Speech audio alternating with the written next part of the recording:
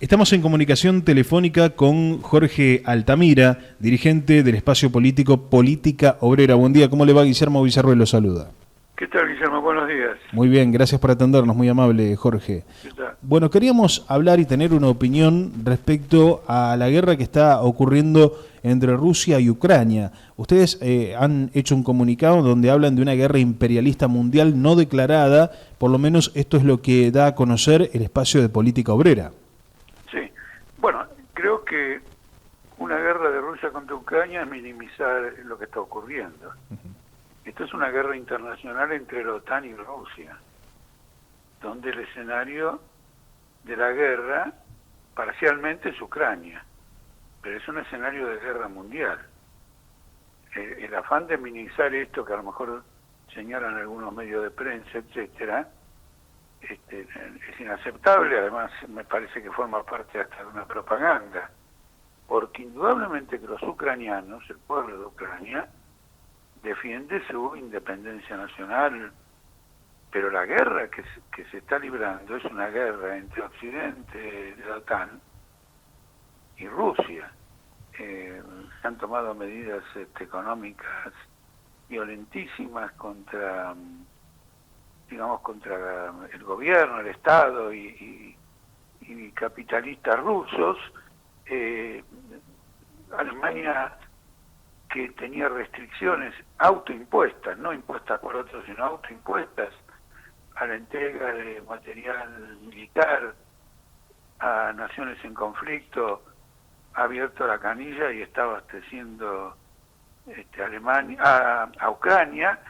Bueno, lo mismo Suecia y Finlandia ya quieren entrar a la OTAN para participar. Esto es una guerra de alcance mundial. No se declaró, nadie le declaró la guerra a nadie. Ese es el sentido del comunicado, una guerra no declarada, pero es una guerra entre Rusia de un lado y la OTAN en su conjunto del otro, por espacios territoriales y por intereses económicos. Sí, de hecho han dejado entrever que estábamos al límite de una guerra mundial, ya casi, ¿no? Donde se hablaba de varios factores importantes como los que usted menciona. Mira, es importante entender esto porque pasa lo siguiente. Si yo digo que estoy a favor de la independencia nacional de todos los países, cosa que es verdad, estoy a favor, y Política Obrera está a favor de la autodeterminación nacional, etcétera, estoy desfigurando lo que está ocurriendo. Porque en definitiva, si la OTAN pierde y Ucrania queda bajo dominio ruso, no habrá independencia, y si OTAN gana y Rusia queda desplazada o Putin se cae o lo que fuere, Ucrania pasa a ser un satélite de la OTAN, indudablemente. En cierto modo ya lo es de la Unión Europea. Yo acabo de leer un libro, muy buen libro, de una autora ucraniana, de una intelectual, una profesional ucraniana, que el otro día, debido a que leí este libro, la busqué por Twitter. Sí. Bueno, ella en este conflicto dice, estoy pensando en tomar las armas en defensa de Ucrania. Por lo tanto, una mujer que dice que va a tomar las armas en defensa de Ucrania, escribió un libro que demostraba, el libro del año 2016, se llama Yulia Yushchenko, que demostraba en forma abrumadora que Ucrania era una semicolonia de la OTAN, de la Unión Europea. Ucrania tiene más deudas con el FMI que las que contrató Macri. Y ella denuncia todo esto, es una investigadora, es una profesional, graduada en Londres, etcétera. No solo hace un análisis, lo denuncia. Por lo tanto, digamos, la fuente es insospechable.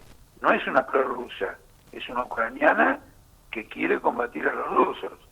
Entonces esto es una guerra de carácter mundial, que tiene distintos orígenes y causas y propósitos, pero es una guerra de carácter mundial.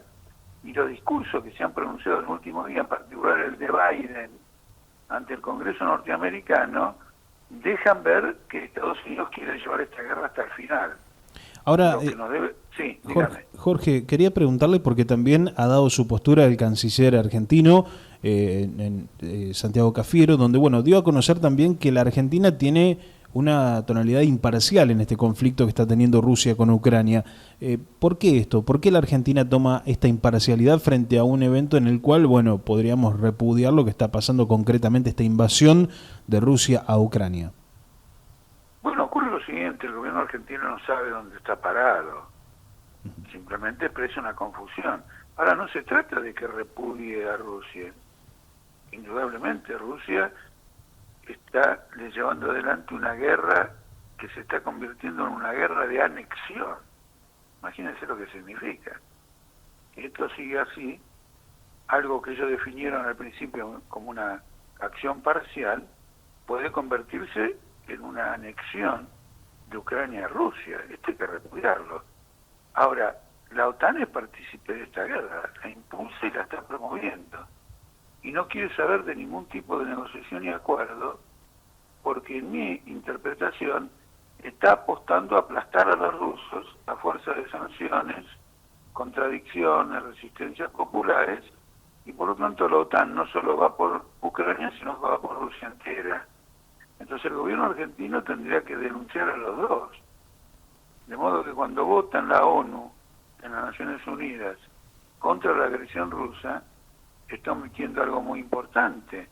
La OTAN, la palabra OTAN quiere decir Organización del Tratado del Atlántico Norte, se refiere a Europa Occidental y Estados Unidos en el Atlántico Norte, llega hasta Asia. Esta es una política de absorción de estados, todos militarizados, todos con base norteamericana, y dirigidos o tutelados por un Estado, Estados Unidos, que ha librado enorme cantidad de guerras de anexión. Se anexó Irak, al final terminaron echándolo, quiso hacer lo mismo 14 años en Afganistán, lo echaron, es decir, ha sembrado de guerras al mundo, y en su momento nadie lo repudió. Nadie lo repudió. Claro. Por lo tanto, esto está muy desbalanceado. Nadie ignora que la OTAN es una potencia, es una coalición militar, política agresiva. Claro, y con un poderío bastante importante. Jorge, quiero cambiarle de tema por un ratito y quiero preguntarle también, bueno, respecto a lo que ha sido la apertura de sesiones del presidente de la República. Habíamos hablado con distintos especialistas, pero también queremos tener su opinión en cuanto a lo que ha dicho de la negociación de Argentina con el Fondo Monetario Internacional. Mire, no sé si la expresión que voy a usar es perfectamente adecuada, pero perro que ladra no muerde. Alberto Fernández hizo un discurso recontra cristinista, atacó a la corte, atacó al macrismo, atacó a todo el mundo, simplemente para ocultar que ya había firmado un acuerdo con el FMI. Es como aquel decir, grita de un lado y mete los huevos en el otro. Es uno de los discursos más insinceros que se hayan pronunciado alguna vez. El hombre está firmando con el FMI, está firmando cláusulas de ajuste, y además está firmando un convenio que es probablemente uno de los más perjudiciales para Argentina. Porque originalmente lo que él estaba discutiendo, lo que Guzmán estaban discutiendo, era la reestructuración de la deuda. Es decir, en cuánto tiempo se le iba a pagar, supongamos 10 años, decían en el FMI, Cristina quería que fueran 20. Ahora lo que están firmando no es eso. Ahora están firmando la prórroga del convenio que firmó Macri. Porque el FMI le da la plata al gobierno argentino para pagar la deuda de Macri, la misma suma, con lo cual Argentina vuelve a quedar en deuda con el FMI por la plata que ahora el FMI le da para pagar la deuda de Macri. O sea, es un círculo vicioso del que no se puede salir todavía. Es peor. Quiere decir que el gobierno dice lo siguiente: esta deuda es impagable, nos vamos a la quiebra, nos vamos al default, tenemos una corrida, pa. ¿Y por qué firmar de nuevo para que dentro de 3 años, no 10? Porque esta no es aquel acuerdo que se quería de 10 años o 20, sino que es de 3, 4 años. Dentro de 3, 4 años vas a estar en la misma. Bien. Y mucho más grave todavía, porque el gobierno actual se ha endeudado en $60.000 millones más en lo que el gobierno llama el mercado local, el mercado en pesos. Es un mercado de deuda que estará en pesos, pero que se ajusta por inflación o se ajusta por dólar. Por lo tanto, yo lo puedo traducir a dólares. Son 60.000 millones de dólares. Quiero preguntarle, usted como dirigente político ya de una vasta trayectoria dentro del mundo de la política, desde su perspectiva y su mirada, ¿cree que hay una crisis política en Argentina, no solamente desde el Estado Nacional, hablo del Frente de Todos, sino también en la coalición opositora, hablo del Frente Cambiemos, porque también en medio de esta apertura de sesiones, parte de la dirigencia del PRO se levantó y se fue? ¿Usted cree que fue lo correcto eso o debieron quedarse? Esto se lo pregunto como se lo he preguntado a distintos analistas políticos con los que perfecto. hablamos. Mire, coincido totalmente con su caracterización. La crisis no solo es del gobierno y no solo es del PRO o de Juntos por el Cambio. Acá hay una crisis del Poder Judicial.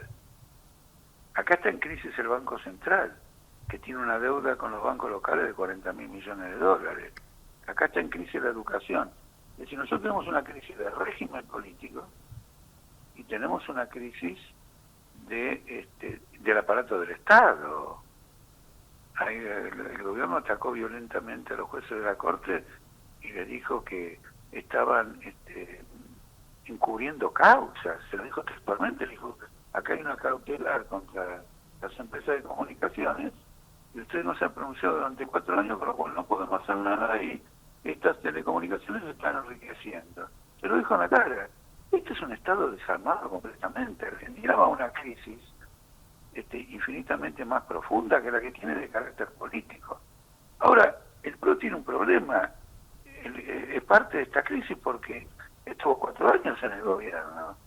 Y en esos 4 años en el gobierno multiplicó la crisis. Entonces, cuando ya estaba en el gobierno, la crisis era tal que querían poner a Vidal como candidato a presidente y desplazarlo a Macri. Ya en aquel momento. Una crisis muy fuerte. Macri ha quedado como aislado relativamente a todos los otros sectores. Ahora atacan a Manes. Claro. Esto se lo pregunto justamente por esta imagen que vimos, ¿no? Que se levantaron solamente los dirigentes del PRO y quedó solamente del espacio Juntos por el Cambio, quedó el radicalismo y la coalición cívica sentados en sus bancas. ¿Usted cree que lo correspondiente hubiese sido que todos se queden allí escuchando hasta el final del discurso, más allá de la no coincidencia con el presidente en su alocución? No, lo correcto es simplemente rechazar el acuerdo con el fondo. Lo que pasa es que el PRO representa esos intereses. Y quiero dar un ejemplo concreto, porque acá en la política mucho hablar, pero nadie detalla las cosas. En este acuerdo con el FMI no forma parte del acuerdo porque no corresponde. Una cosa que se arregló es el afán de 2 grandes fondos internacionales de salir de la deuda en pesos del Estado y pasar a dólares. Naturalmente que si pasan a dólares al tipo de cambio de contado con liquidación, pierden mucha plata. Entonces no quieren pasar a dólares por el mercado oficial. Quieren que los pesos puedan comprar los dólares o los títulos en dólares a 108. Esto ya se lo dio Guzmán a uno de los fondos hace 1 año y medio. Ahora son 2, son 400.000 millones de pesos. Y los quieren transformar en 4.000 millones de dólares. ¿De acuerdo? Esto es una estafa. La realización de esta operación como la anterior debe ser llevado a la justicia penal y Guzmán y todo el gobierno tienen que ir presos. Esto es una estafa. Porque el pueblo argentino compra dólares en el mercado negro y porque en el mercado legal paralelo, que es el contado con liquidación, el dólar está como 200, el dólar está como 200 pesos. Entonces eso de que vos podés hacer esta operación y transformar tus pesos en dólares a 100 pesos es un afano abierto. Tienen que ir presos todos o se tiene que abrir una causa penal. Ahora le hago esta observación. Pinco y Templeton, que son estos 2 fondos, son 2 pollos del macrismo. Cuando se produjo la corrida en el 2018, agarre los diarios, va a ver que este hombre, Luis Caputo, arregló con Templeton y con Pinco que apoyaran al gobierno y que se quedaran con la deuda en pesos. son dos fondos ligados al macrismo. Y ahora le van a dar esta ventaja, porque de lo contrario no se firma el acuerdo con el FMI.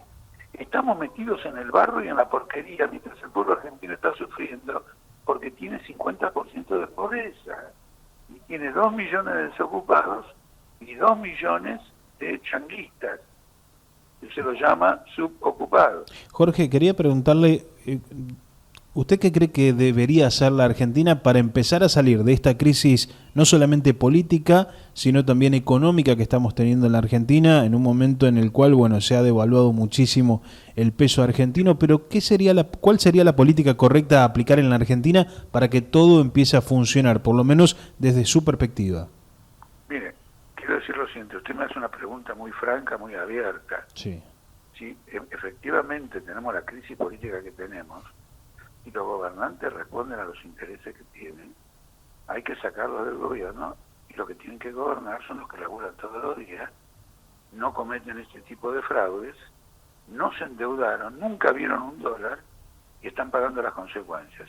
El planteamiento nuestro es que tienen que gobernar los trabajadores. Este es el punto central, porque decirle a toda esta gente que adopta otra medida no tiene ningún sentido. Absolutamente no tiene ningún sentido. No solo que no la van a adoptar, sino que si llegaran a adoptar alguna medida, le harían trampas a esa medida en función de sus propios intereses económicos. El presidente, por ejemplo, está impulsando que la gente que está en estos planes sociales, proyectar trabajo y todo lo demás, Sí. pueda ser contratada por la industria de la construcción, para las cosechas, o inclusive en el sector gastronómico, a 16.000 pesos por mes, que es lo que le pagan. Le van a dar como subsidio a esas patronales 16.000 pesos y que contraten a los trabajadores con un salario mínimo. Sí, lo que dijo concretamente el presidente, habló de incorporar a quienes hoy reciben planes sociales y a partir de ello asociarlos a las cooperativas o presentando trabajos en el Estado que buscan mejorar las condiciones de vida. Es decir, que también fomenta que haya trabajo dentro del propio Estado. Independientemente, pero es un trabajo recontra precario. Si usted tiene un salario mínimo oficial de 31.000 pesos y esta gente está cumpliendo, esas cooperativas le pagan 16.000, sí, y usted se jacta de que bueno, que es trabajo, lógico que uno labura, pero por trabajo entendemos una actividad que como consecuencia de ella uno recibe un ingreso capaz de por lo menos de sostener a su familia y dar una perspectiva a sus hijos. Lo del otro día del presidente, sí, ese realmente, de tanto repetirle que no miente, cae en lo contrario, cae en la falacia, cae en la hipocresía, tergiversa los hechos. Esto no es empleo genuino, el único que tiene empleo genuino en este tipo de actividad precaria es Grabois. bien, Y Pérsico, que son los que se benefician dirigiendo estas unidades ejecutoras. Además es un trabajo improductivo, reemplazan las intendencias a los trabajadores municipales. Quiero hacerle... El otro día Sí, sí. lo dejo. El otro día en Berazategui hubo una huelga de municipales porque naturalmente los despiden para reemplazarlo por trabajadores desocupados a 16.000 pesos la tarifa. Bien. Quiero hacerle las dos últimas preguntas. Una tiene que ver con una opinión que dio el ministro Catopodis, donde dijo que el acuerdo con el Fondo Monetario Internacional no va a frenar la decisión política de investigar la deuda. Esto por un lado. Y lo segundo que quería preguntarle es pedirle una opinión de cómo ve al sector agrícola ganadero de la Argentina, que también es otro sector al que se le ha aplicado retenciones permanentemente durante estos últimos años. Mire, sobre Catopodis, le quiero decir un concepto general que lo incluya él. De este modo respondo a su pregunta y al conjunto del gobierno. En el discurso del otro día, el presidente dijo, vamos a firmar con el FMI, sin ajuste, sin tarifazo, con más trabajo, más gasto de capital, más esto. Ah, bueno, si el FMI es eso, que venga a gobernar a la Argentina, que venga, porque si el FMI no quiere ajuste, no quiere tarifazos, no quiere esto, quiere mejorar la salud del pueblo, quiere impulsar, que venga a la Argentina. Ese discurso es un discurso completamente irracional.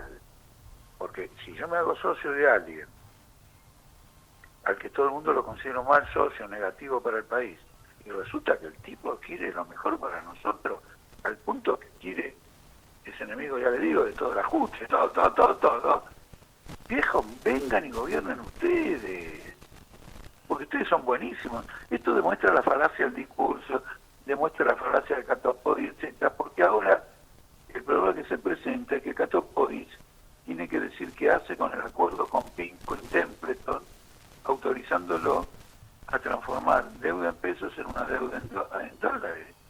A 100 pesos o 108, no tengo la menor idea del número exacto al cual está el dólar en el mercado oficial. Entonces, esto es insostenible.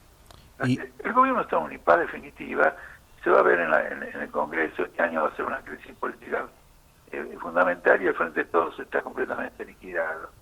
Ahora, la segunda pregunta que usted me dijo, lamentablemente se me olvidó. Le consultaba cómo ve actualmente a la Argentina, al sector agrícola ganadero, teniendo en cuenta que durante el último tiempo ha sido al que más se le aplicó retenciones, ¿no? Claro, en cierto modo ahora las retenciones todavía, en cierto modo se podrían justificar más porque el precio se está yendo al diablo como consecuencia de la guerra. Entonces imagínense todo eso. Pero le quiero hacer una observación sobre estas retenciones. En estas retenciones los exportadores no pagan nada, salvo cuando tienen una industria, por ejemplo el aceite de soja, donde tiene una retención del 4%. Ahí paga el exportador. El exportador no paga nada. Si se eliminaran todas las retenciones, el dinero iría para el sector agrario. Y el exportador, a ver si se me entiende, vende $1 de soja, le paga al sector agrario y se queda con un beneficio, paga su salario y se queda con un beneficio. Ahora, en lugar de pagarle todo al sector agrario, una parte la paga en retenciones. Pero si las eliminan, esas retenciones no van a ir para el sector exportador, porque el sector exportador no paga nada. Por eso el gobierno ha hecho un frente con los grandes monopolios exportadores contra la mesa de enlace. Usted tiene acá otro conflicto y la mesa de enlace ha roto con los grupos exportadores con los que antes peleaban en común, porque los grupos exportadores pensaban, si se van las retenciones, el campo produce más. ¿No es cierto? Pero los exportadores, quiero aclarar esto porque no se dice en ningún lugar, los exportadores, me refiero a Dreyfus, Bunge, Cofco es una china, nómbreme alguna que me esté olvidando, lo que fuere, no pagan retenciones, se llevan toda la guita y son aliados en este momento del gobierno de Alberto y Cristina Kirchner. Bien, Jorge, como siempre es un placer escucharlo y los micrófonos a disposición. Queríamos tener su opinión respecto al conflicto de la guerra, aparte de la alocución del presidente en la apertura de sesiones ordinarias del otro día y también hablando un poco del contexto de cómo está la Argentina en esta coyuntura actual. Muchas gracias, Jorge, muy amable como siempre, favor. Y los micrófonos a disposición. Yo le agradezco realmente, con usted se puede hablar y definir cosas con cierta claridad y bueno, así es como debe ser la libertad de expresión. Así que tenga un muy buen día y nos veremos. Muy amable, hasta pronto, Jorge. Chao. Escuchábamos entonces al dirigente de Política Obrera charlando con nosotros aquí en el aire de LT20, la radio de Junín. Vamos a hacer una pausa y cuando venimos seguimos con más actualidad.